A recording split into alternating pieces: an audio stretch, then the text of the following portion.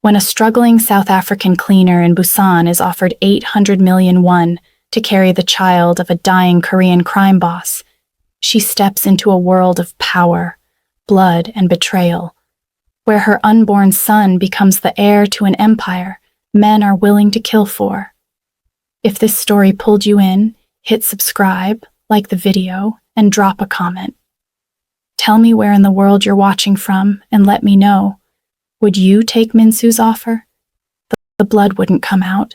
Thandi Mabaso had scrubbed the same square foot of white marble for 10 minutes, her yellow rubber gloves squeaking against the stone.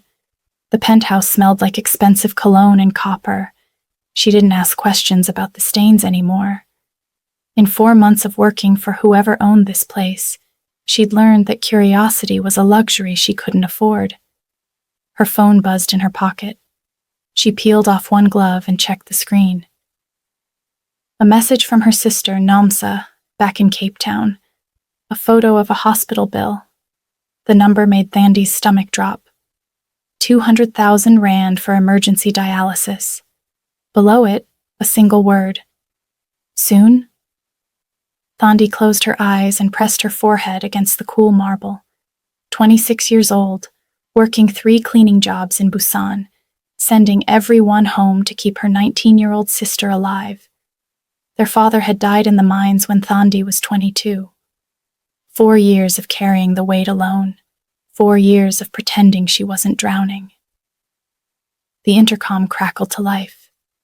A voice spoke in Korean, sharp and male. Thandi's grasp of the language was basic at best, but she caught 2 words that made her freeze. He and now. She'd never been summoned before. In 4 months, she'd cleaned this penthouse twice a week and never seen the owner. The guards at the entrance knew her face. The housekeepers left her alone. She came, she cleaned, she collected her cash in an envelope. She left. No questions, no complications. Until now. Thandi stood, her knees protesting after an hour of scrubbing. She smoothed down her cleaning uniform, a cheap polyester thing that stuck to her skin in the humid Korean summer. The study was at the end of the hall, past walls decorated with traditional Korean art worth more than she'd earn in 10 lifetimes. The door was already open. The man behind the desk looked like death wrapped in an expensive suit. Gaunt cheekbones, skin the color of old paper, eyes that seemed too large for his face. But those eyes were sharp, calculating, alive in a way the rest of him wasn't. He gestured to the chair across from him. "Sit down, Miss Mabaso." His English was perfect, barely accented. Thandi remained standing. "How do you know my name?" "I know everything about you. Your father, Thandi Mabaso, died in a mining accident in Rustenburg 4 years ago. Your sister, Namsa, is currently in Groote Schuur Hospital with stage 4 kidney failure. You owe 15 million won to a loan shark named Kim Jae-sung, and your visa expired 3 months ago." He coughed into a handkerchief, and Thandi saw the red stain. "Sit, please." She sat. Her hands wouldn't stop shaking. The man folded the handkerchief and set it aside. "My name is Kang Min-soo. You clean my home twice a week. You're efficient, discreet, and you never steal. These are rare qualities." "Am I being fired?" "No. I'm offering you a job." He leaned back in his chair, studying her with those unsettling eyes. "But first, you should know who I am. Have you heard of the Crimson Lotus?" Thandi had. Even the South African community in Busan whispered about them. The crime syndicate that controlled half of Korea's ports, that moved cargo containers full of things customs would never see. The kind of organization you didn't talk about if you wanted to wake up the next morning. "I run the Crimson Lotus," Min-soo said. "I own 17 legitimate shipping companies, 4 hotels, and various other businesses. I employ 2,000 people directly and control the livelihoods of 10,000 more. I am, by most definitions, a very bad man." "Why are you telling me this?" "Because I'm dying." He said it simply, without drama. Stage 4 lung cancer. 6 months if I'm fortunate, 4 if I'm not, and I have a problem that money alone cannot solve. He opened a drawer and pulled out a folder. Inside were photographs. A younger Min-soo with a beautiful woman in a wedding dress, 3 other people in family portraits, official-looking documents covered in Korean characters. Traditional Korean crime families follow Jongmek, bloodline succession. Only a biological son from the main family line can inherit leadership. My wife, Yoo-jin, cannot have children due to injuries from a car accident 20 years ago. My younger brother, Tai-ho, is a drug addict who would destroy everything within a year. If I die without a son, the Crimson Lotus will collapse or be taken over by men who will turn it into something far worse than it already is. Thandi's mouth was dry. I don't understand what this has to do with me. Min-soo met her eyes. I want to hire you to carry my child. IVF procedure, completely clinical. You would be pregnant for 9 months, give birth, and then disappear with more money than you could spend in 3 lifetimes. 800 million won, enough to save your sister, pay your debts, and set up your entire family for generations. The room tilted. Thandi gripped the armrests of her chair. You want to buy a baby from me? I want to give you and your sister a future, and I want to save what I've built from being destroyed. He slid an envelope across the desk. Inside is 50 million won. No strings attached.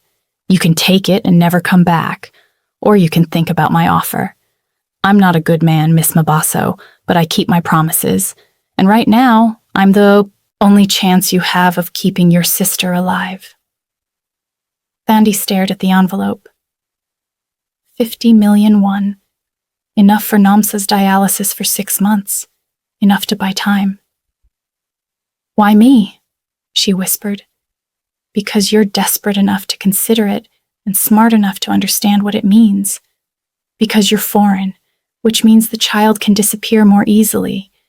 And because in 4 months of working here, you've shown more integrity than anyone in my own family. He coughed again, harder this time, his whole body shaking. When he recovered, there was more blood on the handkerchief. You have 48 hours to decide. If you say yes, there will be conditions and contracts. If you say no, take the money anyway. Consider it payment for listening to a dying man's desperate proposal. Thandi reached for the envelope with trembling fingers. It was heavy, thick with cash. She stood, her legs barely supporting her weight. This is insane. Yes, Min-soo agreed, but sometimes insanity is the only rational response to impossible circumstances.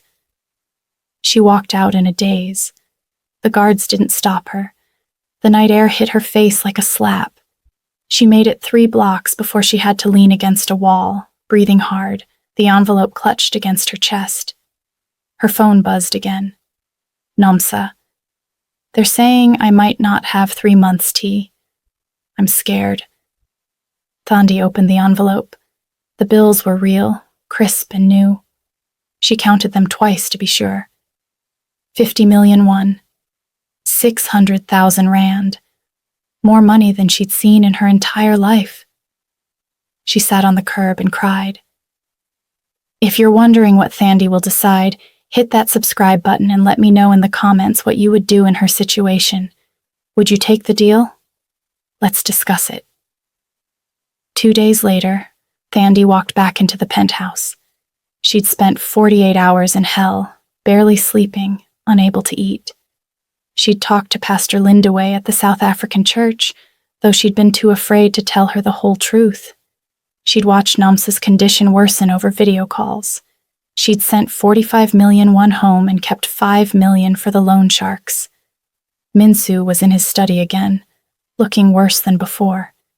He'd lost weight, his suit hanging loose on his frame, but his eyes were still sharp. I'll do it.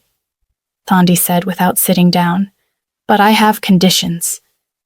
Name them. I want a legal contract under South African or British law.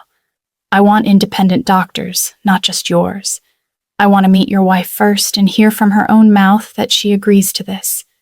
I want counseling included because I'm going to need therapy after this. And the child stays mine. Legally, permanently mine. No one from your family ever contacts him or tries to claim him. Min-soo nodded slowly. The wife meeting is wise. I'll arrange it for tomorrow. As for the rest, I agree to everything except one point. The child will be yours legally and permanently, but he must know who his father was. When he's old enough to understand, you tell him the truth. He deserves to choose what to do with his heritage. Thandi thought about it. Only if you write him a letter, something he can read when he's grown. You tell him your story, not me. Deal. Min-soo stood and extended his hand. His palm was cold and dry, like paper. Thank you, Miss Mabaso. You're saving more lives than you know. I'm saving my sister, Thandi corrected. That's the only life I care about right now. That's honest. I appreciate honesty. The next evening, Thandi met Seo Yoo-jin in a private dining room overlooking Busan's glittering harbor. Yoo-jin was 48, but could have passed for 35, her beauty preserved by wealth and careful maintenance. She wore a simple but expensive dress and poured tea with perfect grace. You're afraid I'll hate you, Yoo-jin said in perfect English. I don't. Thandi sat across from her, back straight, trying not to show her terror. Your husband is asking me to have his child. I know. I helped him choose you. Yoo-jin sipped her tea. I've been in love with someone for 25 years, a woman named Ji-woo. She curates a museum in Seoul. Min-soo has protected my secret from a world that would destroy both of us for it. Our marriage was arranged by our families, both criminal dynasties that needed an alliance. We've been good partners to each other, but we've never been in love. Thandi hadn't expected this. Does he know about Ji-woo? Of course. He paid for her apartment, made sure she got the curator position, protected her from anyone who might use her against me. We've built our lives on mutual protection and respect. That's worth more than romance in our world. Then why do you need his son? Yoo-jin's expression hardened. I don't. I want the Crimson Lotus to die with Min-soo. My nephew, Do-hyun, is a good boy studying engineering. I want him to have a normal life, not this blood-soaked legacy. But Min-soo believes the organization does some good, that it protects people who would be preyed upon by worse monsters. He's probably right. So I'm willing to let him try to pass it on, but only if the child never comes back here. You want me to take your husband's child and never let him claim his inheritance? Thandi asked, confused. Yoo-jin's expression shifted, something sharp entering her eyes. No, you misunderstand me completely. I want you to keep that child safe until he's old enough to claim everything. Every single one, every business, every territory, everything Min-soo built. Thandi blinked. I thought you hated the Crimson Lotus. I hate what it's done to my family. I hate the violence, the fear, the constant threat. But Min-soo is right about one thing. If the wrong people take over, it becomes something far worse. Yoo-jin leaned forward, her voice dropping. Tae-ho would turn it into a human trafficking operation within 6 months. Park Sang-woo wants to expand into organ harvesting. Lee Kyung-ho talks about creating a darknet empire for the worst kinds of predators. These men are vultures circling a dying lion. But the baby won't be ready to lead for 25 years at least. Exactly, which is why Min-soo has created a regency structure. 3 trustees, including me, will manage everything until your son turns 25. By then, the violent men will be dead or in prison. The organization will be transformed, legitimized where possible, contained where not. Your son inherits a cleaned-up empire, not a blood-soaked syndicate. Yujin pulled out a thick legal document. This is the succession plan. 80% of everything goes into an irrevocable trust for the male heir. The remaining 20% is divided among family members with strict conditions. They cannot contest the will, cannot contact you or the child, cannot interfere with the trust management. Thandi took the document, scanning pages of legal terminology. Why are you really helping him? This seems like a lot of work for a marriage of convenience. Yujin's composure finally cracked. Her eyes grew wet. Because 26 years ago, Min-soo found out about Jiwoo and me. We'd been caught by one of his father's men, photographed together. In our world, that kind of scandal gets people killed. His father wanted us both dead to protect the family reputation. What did Min-soo do? He killed his father's enforcer, made it look like a rival gang attack. Then he married me the next month to stop any rumors. He's protected Jiwoo's identity for over 2 decades, paid for her education, her career, her apartment. He gave me a life where I could love who I wanted in secret. He never asked for anything in return except that I play the dutiful wife in public. Yujin wiped her eyes. He's not a good man, but he's been good to me. If this is his dying wish, I'll move heaven and earth to make it happen. Thandi felt something shift in her understanding. You actually care about him. Like a brother, like family. That's worth more than romance in the end. Yujin stood and extended her hand. So yes, I want your son to inherit everything. I want him to have the choice to transform this empire or dissolve it when he's old enough. But until then, I'll protect what Min-soo built, because that's what partners do. Thandi shook her hand. Then we have an understanding. 3 days later, in the underground medical facility, Dr. Chen confirmed the pregnancy had taken. Thandi was carrying Kang Min-soo's son. She found Min-soo in his wheelchair on the balcony, staring at Busan's glittering skyline. When she told him, his whole body sagged with relief. You've saved everything, he whispered. My legacy, my life's work, all of it. It will survive. Your son will decide what survives, Thandi corrected. Yujin told me about the trust, the regency, all of it. He gets to choose what kind of man he becomes and what he does with your empire. That's more than I ever had. My father decided my path before I could walk. Min-soo turned to look at her. I need you to understand something. The Crimson Lotus isn't just crime. Yes, we smuggle, we bribe, we operate outside the law. But we also protect 30,000 workers in the port from exploitation. We run the only loan systems in certain neighborhoods that don't involve breaking legs. We shut down 3 human trafficking rings last year that the police wouldn't touch because politicians were involved. You're saying you're a good criminal? I'm saying I'm a necessary evil, and I'm terrified of what happens if someone truly evil takes over. He coughed, that wet, rattling sound. Your son will inherit all of it, the good, the bad, the complicated. I'm trusting you to raise him to understand the difference. That's a lot of pressure to put on a baby. I know, but he's all I have. The weeks that followed were stranger than Thandi could have imagined. She continued her cleaning work during the day, but evenings were spent with Min-soo as his health rapidly declined.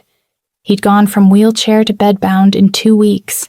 The cancer was winning, but his mind stayed sharp and he insisted on talking.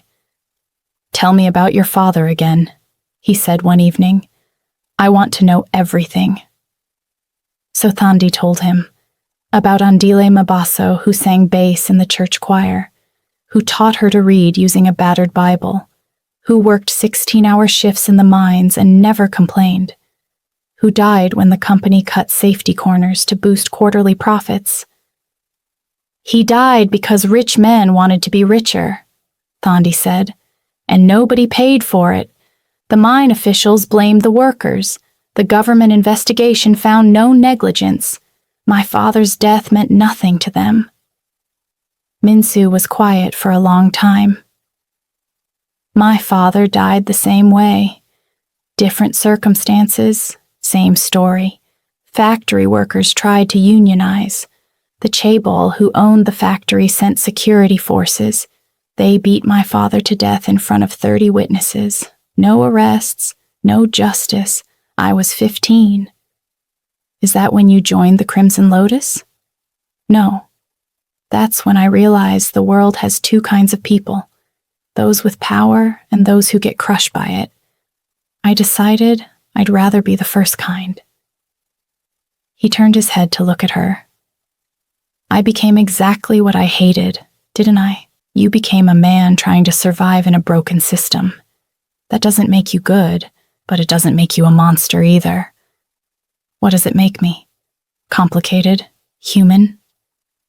Thandi adjusted his pillows. Your son will ask about you someday. I'll tell him you were complicated, that you did terrible things for reasons you believed were good, that you tried to protect people but also hurt them. I'll tell him the truth and let him decide what it means. Thank you. Min-soo's voice was barely a whisper. I'm writing him a letter, for when he's older. I want him to know who I really was, not some sanitized version. By week 10, the pregnancy was stable. By week 12, Thandi had to start wearing looser clothes. By week 14, everything changed. Jung Soo-min appeared in the study where Thandi was working. Soo-min was Min-soo's most trusted lieutenant, a woman with a scar across her eyebrow and the coldest eyes Thandi had ever seen. We have a problem, Soo-min said. Tae-ho knows about the pregnancy. One of the housekeepers has been spying for him. Thandi's blood turned to ice. What does that mean? It means Tae-ho is planning to move against Min-soo before the baby is born. If he can kill Min-soo now and eliminate you and the child, he inherits everything by default. The succession plan only activates if the heir is born alive. When? Soon. Maybe days. Soo-min pulled out a gun and checked the magazine with practiced ease. Min-soo is accelerating everything. Tomorrow night, he's calling an emergency council meeting. He's going to announce his full succession plan publicly and activate the trust immediately, making it ironclad even if you're still pregnant. It's a legal maneuver that protects you both, but it also forces Tae-ho's hand. He's baiting his own brother into attacking him. He's protecting his son. There's a difference. Soo-min holstered the gun. After the meeting, you leave, cargo ship to Cape Town. Margaret Chen meets you there with all documentation. You disappear until the baby is born and the trust is finalized. I need to see Min-soo. He doesn't want you at the meeting. Too dangerous. I don't care. Thandi stood. He's about to risk his life for my baby.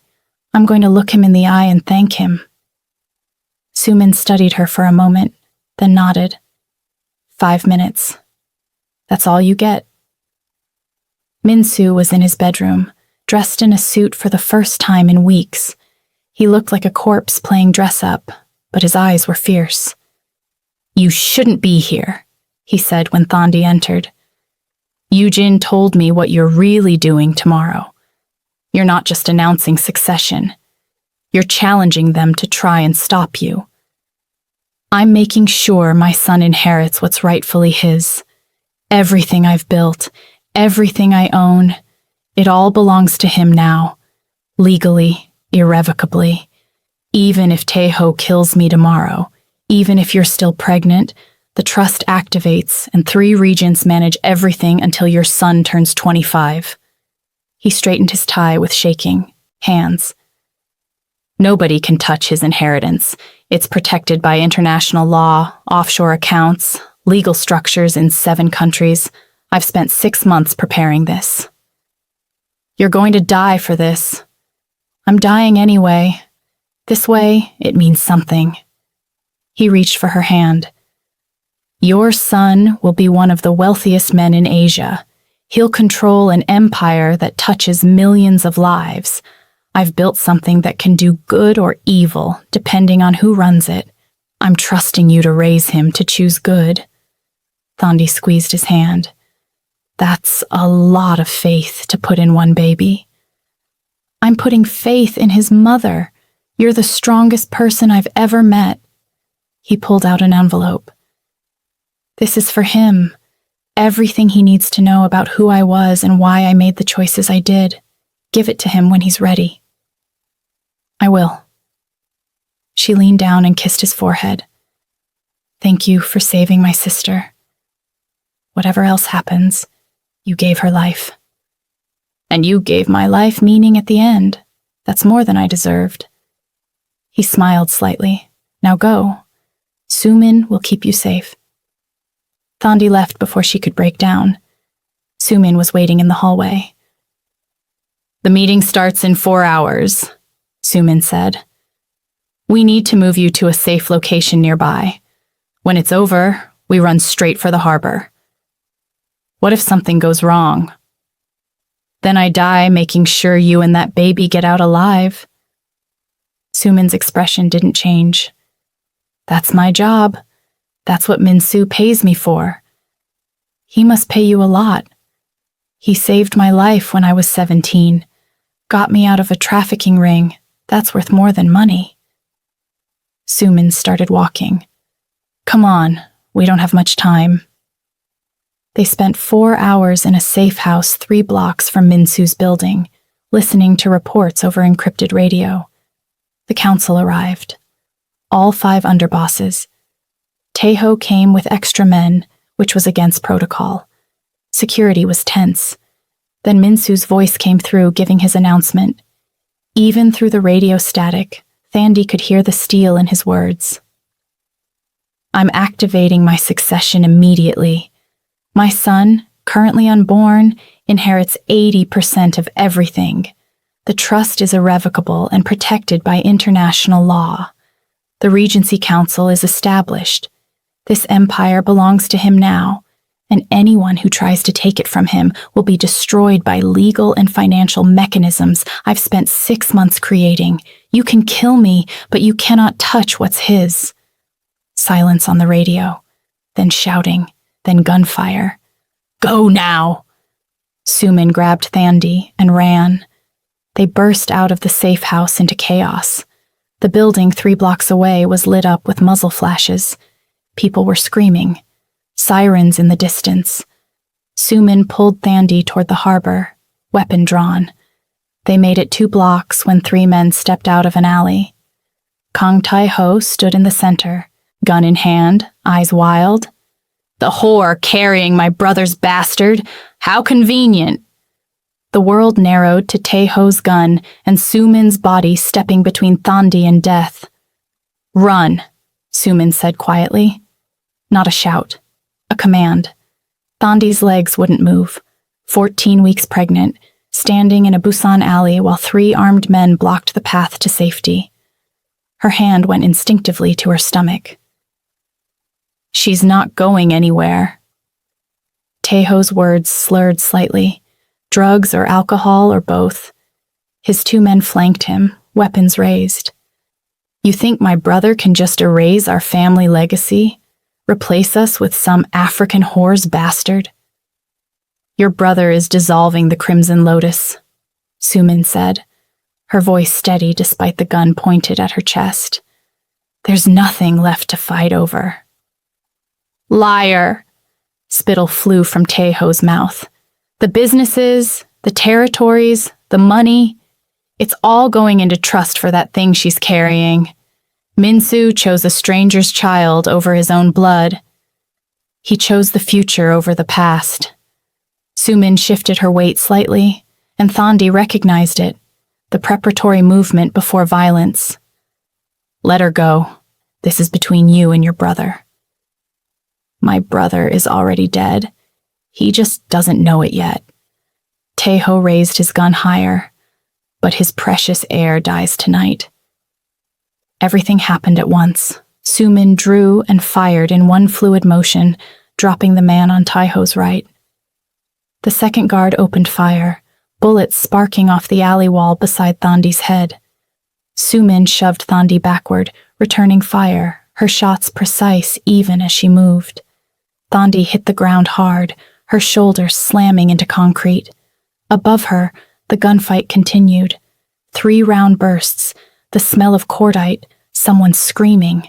She scrambled backward on her hands and knees, trying to get away from the killing zone. Soo-min dropped the second guard with 2 shots to the chest. But Taeho was already firing, his wild spray catching Soo-min in the shoulder, spinning her around. She stayed on her feet, raised her weapon, and Taeho shot her again, abdomen, then chest. Soo-min fell. Thandi watched it happen in crystalline slow motion, the way Soo-min's body twisted, the blood blooming across her shirt, the weapon falling from her hand. Taeho turned toward Thandi, reloading with shaking hands. "Should have stayed in South Africa, sweetheart. Should have kept scrubbing floors." Thandi's fingers found something on the ground, a piece of broken concrete, maybe 4 inches long. Not a weapon. Not really. But it was all she had. Taeho raised his gun. The shot came from behind him. Taeho looked down at his chest, confused, as red spread across his expensive shirt. He turned slowly, and Thandi saw Soo-min on the ground, her backup pistol, a small revolver from an ankle holster, extended in a trembling hand. "Told you," Soo-min whispered. "Between you and your brother." She fired twice more. Taeho collapsed. Thandi crawled to Soo-min's side. Blood was everywhere. Shoulder, abdomen, chest. Fatal wounds, multiple fatal wounds. Soo-min was dying, and they both knew it. "The harbor," Soo-min gasped. "Pier 7. Margaret Chen, go." "I can't leave you." "Yes, you can." Soo-min's hand found Thandi's arm, grip weak but insistent. "That's the job, keeping you alive, keeping the baby alive." "There has to be something I can do." "There is." Soo-min coughed, blood on her lips. "Tell him. Tell my father I understood. Why he never claimed me publicly. Why it had to be secret. The world we lived in. He was protecting me. I know that now." Thandi's breath caught. "Your father?" "Min-soo?" Soo-min smiled, blood on her teeth. "Everyone knew, but nobody said it. My mother was one of his guards before he married Eugene. When she died, he took care of me, trained me, protected me, never acknowledged me because it would have made me a target." Her eyes were dimming. "But I knew, and it was enough. He should have told you that himself. He did, every day, in how he treated me, how he trusted me." Soo-min's breathing was becoming labored, wet. "Tell him I was proud to be his daughter." "I will," Thandi promised. "I swear I will." "Good." Soo-min's hand fell away from Thandi's arm. "Now run. That's an order." Her eyes closed. The breathing stopped. Thandi wanted to scream, to weep, to collapse. Instead, she stood. Because Soo-min had died to give her this chance, and wasting it would make the sacrifice meaningless. She ran. The harbor was chaos at this hour. Cargo operations continuing despite the violence 3 blocks away.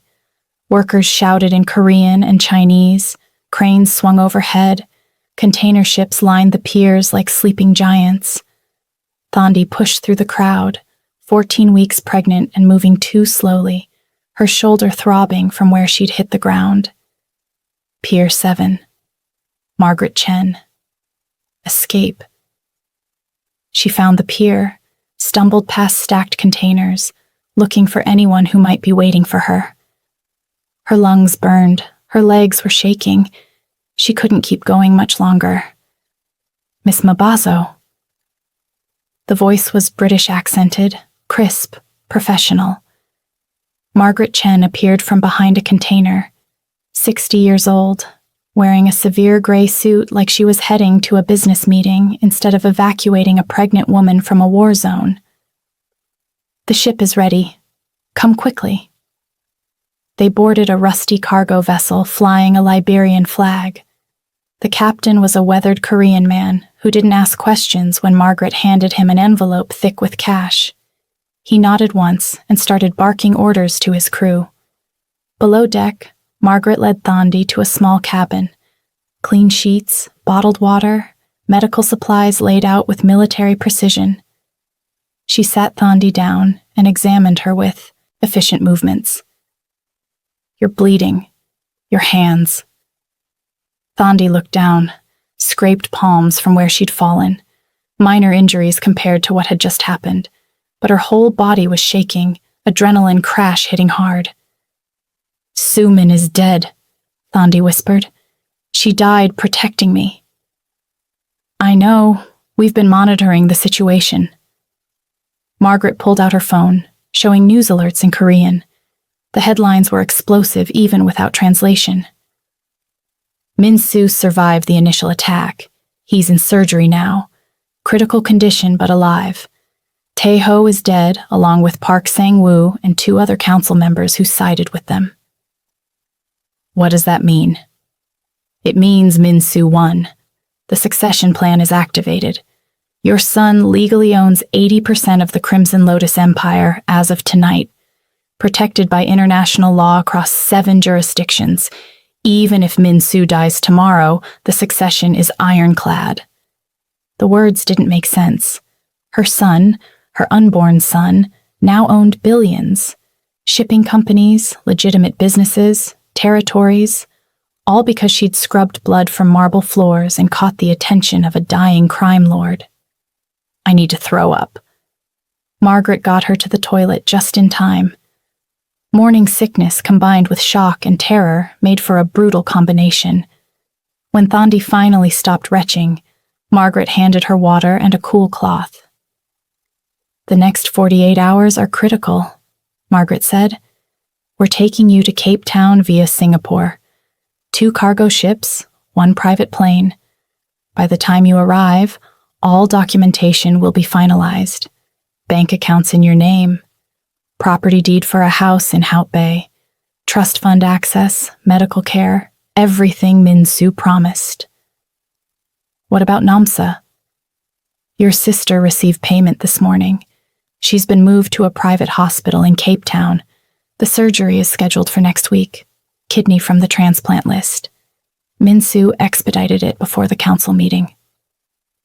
Margaret's expression softened slightly. "He kept every promise, Miss Mabaso.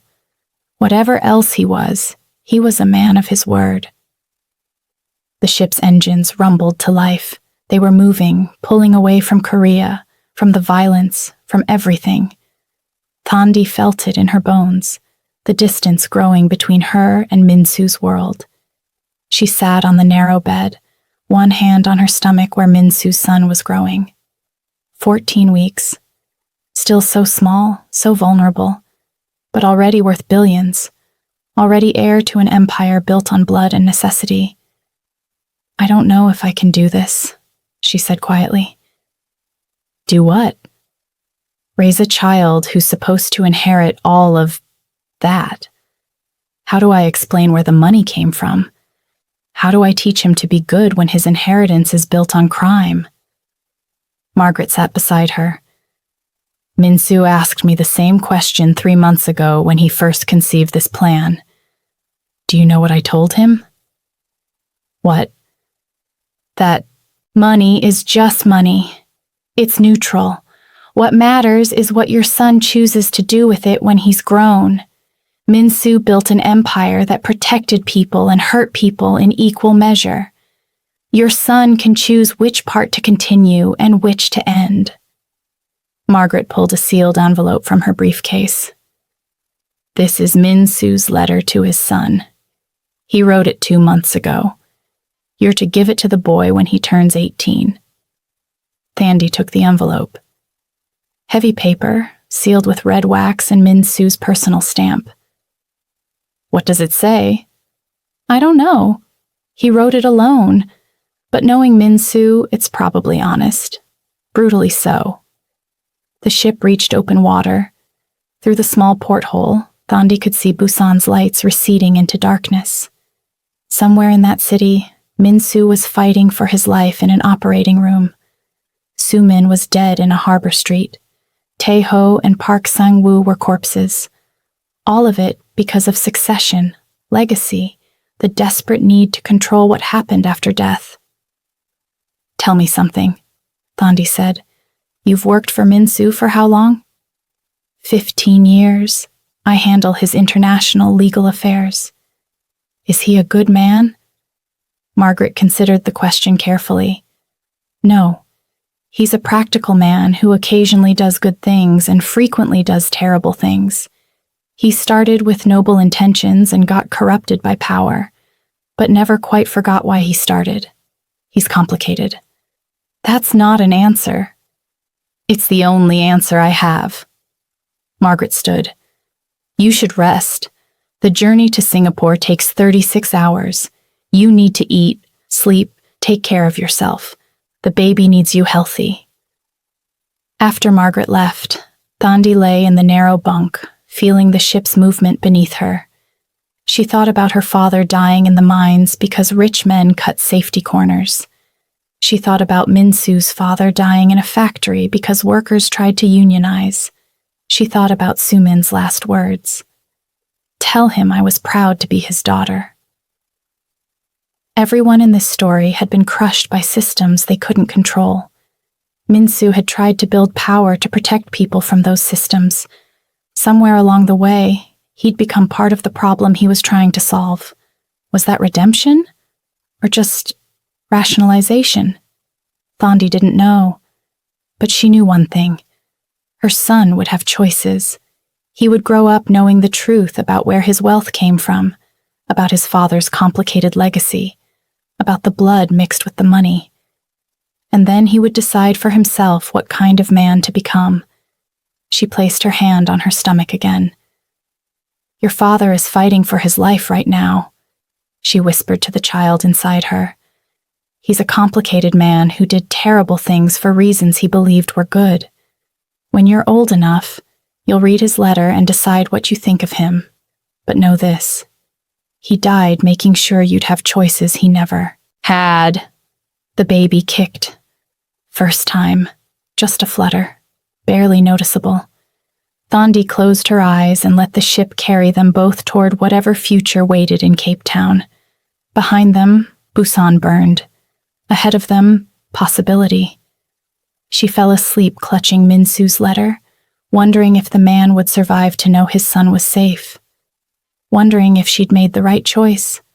Wondering if there had ever been a right choice at all. Outside, the ocean stretched endlessly. The Crimson Lotus Empire had changed hands in blood and violence, and somewhere between Korea and South Africa, suspended in international waters, a cleaning woman carried the heir to everything, a child who would inherit billions built on crime and protection, violence and mercy. The serpent's heir slept in his mother's womb, innocent of the legacy waiting for him. 6 months later, Thandi stood in her kitchen in Hout Bay, watching the Atlantic Ocean through the window while water boiled for tea. The house was small.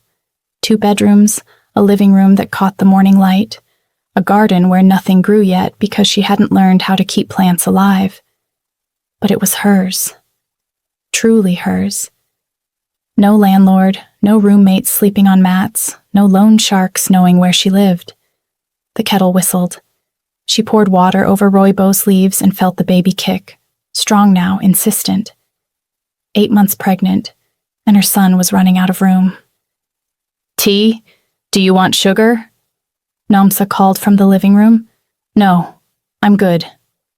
Her sister appeared in the doorway, healthy and radiant in a way Thandi hadn't seen in years. The kidney transplant had worked. Namsa's skin had color again. Her eyes were bright, and she'd gained back the weight she'd lost during the worst of the illness. She looked 19 again instead of someone dying slowly. "You're doing that thing again," Namza said, settling onto the couch with her own tea. "What thing?" "Staring at nothing, thinking about Korea." Thandi joined her, lowering herself carefully onto the cushions. Her back hurt constantly now, and sleeping was nearly impossible. "I got an email from Margaret Chen this morning. Min-soo died 3 days ago. The coma finally became terminal." Namsa was quiet for a moment. "How do you feel?" "I don't know." Thandi sipped her tea, the warmth spreading through her chest. "Sad? Relieved? Grateful? All of it at once?" She touched her belly. "This baby exists because a dying man was desperate enough to make an insane deal with a cleaning woman. And now that man is gone, and I'm here, and everything feels surreal." "Did he ever wake up? After the stroke?" "No. Margaret said he never regained consciousness after the fighting. Yujin stayed with him until the end, then disappeared with Jiwoo to somewhere in Southeast Asia, Thailand, maybe Vietnam, somewhere they can finally live openly." The doorbell rang. Thandi struggled to her feet, but Namsa waved her off. "I'll get it." Through the window, Thandi saw the black Mercedes parked in front of the house. Margaret Chen's car. She'd been expecting this visit eventually. Margaret entered carrying a leather briefcase, dressed impeccably despite the Cape Town heat. She accepted tea but declined to sit, remaining standing as if this were a business meeting rather than a living room conversation. "The trust is fully activated," Margaret said without preamble. 750 million won successfully transferred and converted. Your accounts are established in South Africa, Singapore, and the UK. The Hout Bay property is titled in your name with no liens. Medical expenses for the birth are prepaid at 3 different hospitals in case complications arise. "Thank you," Thandi said, though the gratitude felt inadequate for what Margaret had done, shepherding her across the world, building a new life from nothing. "There's more." Margaret opened the briefcase and removed a USB drive and a sealed envelope. "Min-soo recorded a video message for you 6 weeks before the council meeting. This is separate from the letter he wrote for your son. This one is for you alone." Thandi took the USB drive with trembling fingers. "What does it say?" "I don't know. He recorded it privately, but he was very specific. You're to watch it after his death, but before the baby is born." Margaret set the envelope on the coffee table. "This is the letter for your son, to be given to him when he turns 18, as agreed. Inside the envelope is also the succession documentation, proof of his inheritance, the trust structure, everything he'll need to understand what he's inheriting and why." "The empire," Thandi said quietly, "the whole Crimson Lotus empire. What's left of it? The dissolution went mostly according to plan. The legitimate businesses are now managed by an independent trust. Most of the illegal operations have ceased, though some territory disputes continue in Busan between smaller organizations trying to fill the vacuum." Margaret's expression was unreadable. "Your son will inherit approximately $2.3 billion in assets when he turns 25. Until then, a Regency Council manages everything. Yujin declined her seat on the council. She wants no further involvement. The other 2 trustees are former prosecutors Min-soo had leverage over, now reformed and genuinely committed to legitimizing the businesses." Namsa whistled low. $2.3 billion. T, your son is going to be one of the richest people in the world. "He's going to be a child," Thandi corrected. "Just a child who happens to have a complicated inheritance waiting for him." Margaret snapped the briefcase closed. "There's one more thing. The USB drive I gave you, it contains more than just Min-soo's message. It also contains comprehensive evidence of corruption across Korea's business and political establishment. Names, dates, transactions, recordings, 30 years of blackmail material Min-soo collected to protect himself. Thandi stared at the small drive in her hand. Why are you giving this to me? Because Min-soo wanted you to have the choice he never did. You can destroy it, keep it as insurance, or release it to the appropriate authorities. The power is yours now. That kind of information is dangerous. Yes, which is why you should decide carefully what to do with it. Margaret moved toward the door, then paused. For what it's worth, Miss Mabaso, Min-soo believed you were the strongest person he'd ever met. He told me that 3 days before the council meeting. He said you'd know what to do with this when the time came.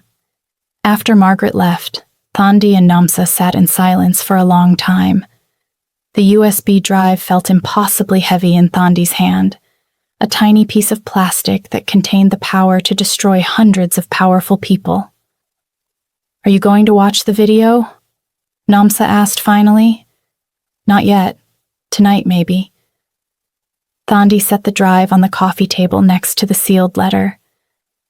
Right now, I just want to sit here and pretend I'm a normal pregnant woman whose biggest worry is whether she's packed the right things for the hospital bag. Namsa smiled. You know that's never been true, right? You've never been normal. Even before Korea, before all this, you were always the person who carried everyone else. Dad's death, my illness, the debt. You carried all of it. I didn't have a choice. You always had a choice. You chose to keep fighting. That's what makes you strong. That night, after Namsa had gone to bed, Thandi sat alone in the darkened living room and plugged the USB drive into her laptop. The video file was labeled simply, "For Thandi." She pressed play. Min-soo's face filled the screen, gaunt, pale, but with those sharp eyes still burning. He was in his study, the Busan skyline visible through the window behind him.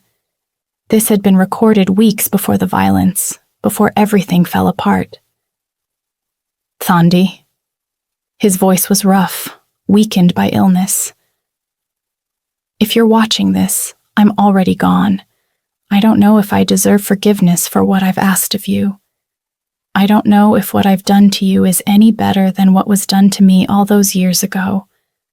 But I need you to understand something. He coughed, the sound wet and painful. When he recovered, his expression was intense. I spent my life believing I could build something good from something bad. I watched the rich and powerful crush the weak with impunity. So I built power. I built an empire that could protect the powerless. But power corrupts. It twisted my noble intentions into something darker. I became the thing I hated, justifying every crime as necessary, every violence as protective.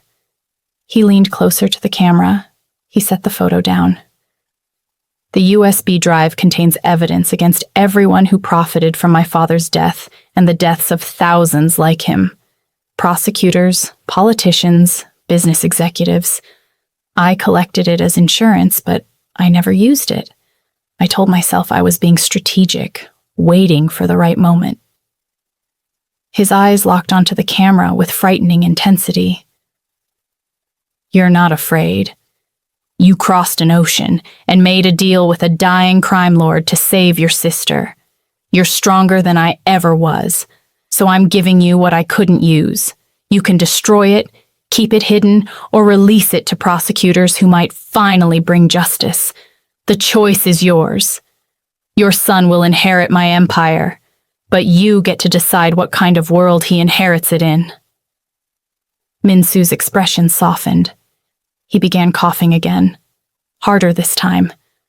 When he recovered, there was blood on his handkerchief. I won't live to meet him, but tell him his father was a complicated man who did terrible things for reasons he believed were good. Tell him I hope he becomes better than me. That shouldn't be difficult. A sad smile crossed his face. Thank you, Thandi Mabaso.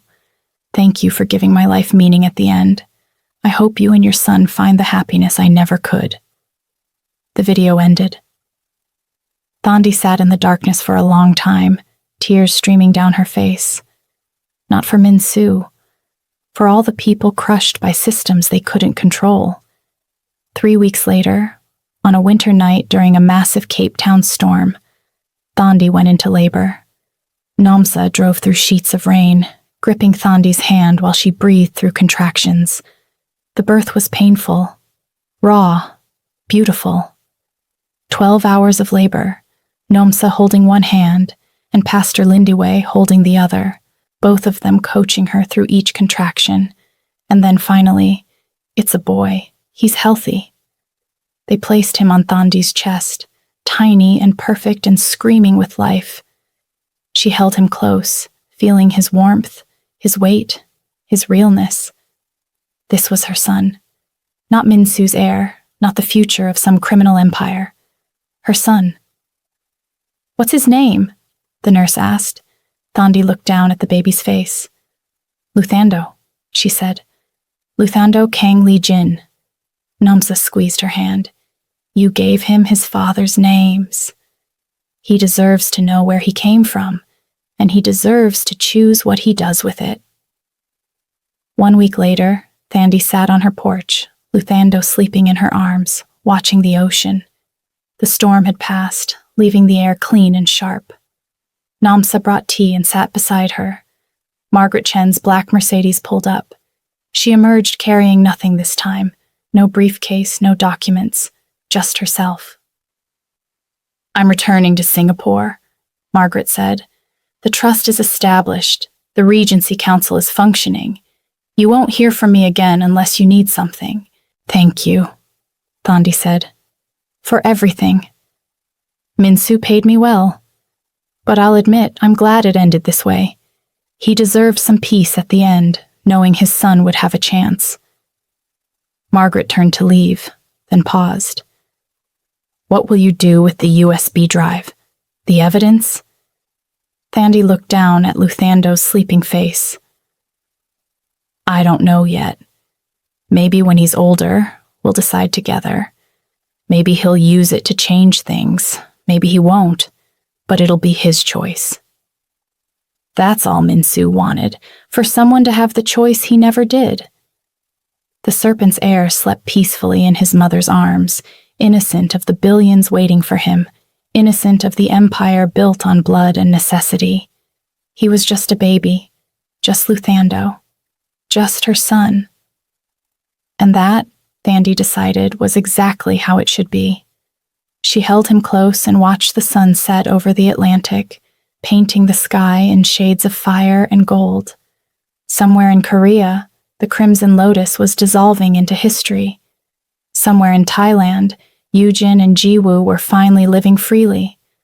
Somewhere in the past, her father and Min-soo's father and all the other crushed people were waiting to see what came next.